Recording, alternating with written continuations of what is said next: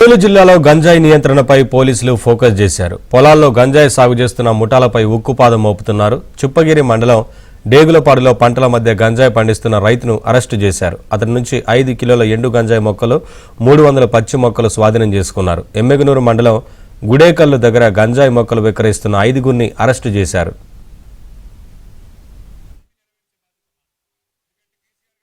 ఆశ్రమం వెనకాల రాళ్ళు అవి ఉన్న ప్రాంతంలో వీళ్ళు వెనకాల గుట్టలు ఉన్నాయి. ఆ గుట్టల దగ్గర ఉన్నారని సమాచారం వచ్చింది. ఆరబెట్టుకుని ఉన్నారు. అది కొంచెం ఈ పొలాల నుంచి తీసుకుని వచ్చి ఎండబెడుతున్నారు అమ్మడానికి.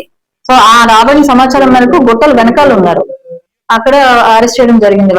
వాళ్ళ దగ్గర నుంచి ఇన్ఫర్మేషన్ మేరకు మన పొలాల్లోకి లోపల కంటే వెళ్లి చూడగా అక్కడ కొన్ని మొక్కలు సాగు చేస్తూ కనపడితే ఆ బోయ గంగప్ప అనే వ్యక్తిని ఆ మొక్కలతో సైతం అరెస్ట్ చేయడం జరిగింది. మొత్తం వీళ్ళ 5గురు దగ్గర ఉన్న గంజాయి కలిపి 5 కేజీల 490 గ్రాములు ఉంది. గురుదత్త ఆశ్రమంలో కూడా వాళ్ళందరినీ కూడా ఎంక్వైరీ చేసి అక్కడ కూడా చూడడం జరిగిందండి. అక్కడైతే అటువంటి వాతావరణం అయితే లేదు.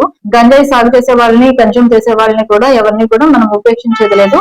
ఎవరైనా ఇన్ఫర్మేషన్ ఉంటే మా దృష్టికి తీసుకొచ్చి మేము ఖచ్చితంగా యాక్షన్ తీసుకుంటాం.